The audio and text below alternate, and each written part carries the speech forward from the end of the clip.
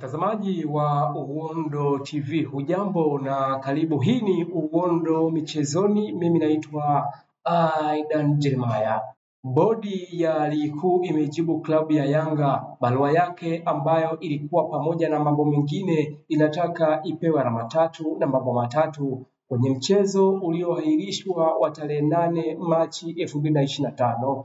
Katika barua ya tarehe 16 Machi 2025 yenye kumbukumbu namba TPLB CEO 2024-25, bodi inasema mechi iliahirishwa kwa kufuata kanuni na wala sio kwa sababu Simba Sports Club waligomea kama ambavyo Yanga walisema.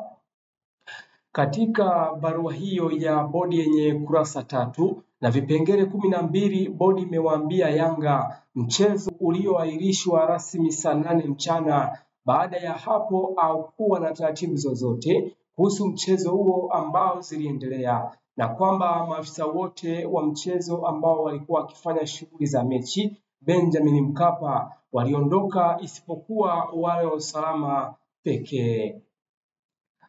Hakukuwa na taratibu zozote za mchezo zilizoendelea kama zinavyoelezwa kwenye kanuni 17 ambao zilifanywa ili kuipatia timu iliyopo kiwanjani alama 3 na mabao matatu kikanuni, ikiwemo kukagua timu hiyo. Inasomeka sehemu ya barua hiyo ya majibu kwa Yanga Sports Club.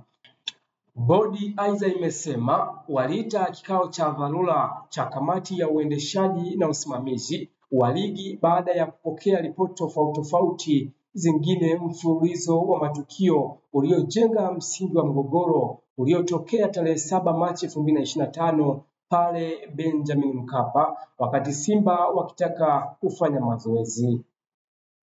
Kutokana na umuhimu wa unyeti wa taarifa zilizopokelewa, zingine zilitishia usalama, vitishio, tuhuma za rushwa ambao zinachukuliwa kwa umuhimu na upekee kwenye soka. Kamati iliona umuhimu wa kuahirisha mechi ili kuepuka changamoto za kiusalama kabla hazijatokea, kabla au baada ya mechi, ili kujipa muda na pengine kuhusisha vyombo vya kitaifa vya uchunguzi, imesema barua hii ya bodi kwenda Yanga. Kamati iliona matokeo hasi ya kuahirishwa mechi ni madogo kuliko matokeo hasi ambayo yangetokea kwenye mechi hiyo kuchezwa. Aidha, kwa kupeleka timu kiwanjani, Yanga wamekiuka kanuni 47 kifungu 18. Hii ni Uhondo TV, Uhondo Michezoni. Mimi naitwa Aidan Jeremiah. Kikubwa endelea kuwa na Uhondo TV. Usahau kusubscribe, like, kushare na kucomment ili kuweza kuwa mtu wetu wa kwanza kufuatilia taarifa zote za kimichezo.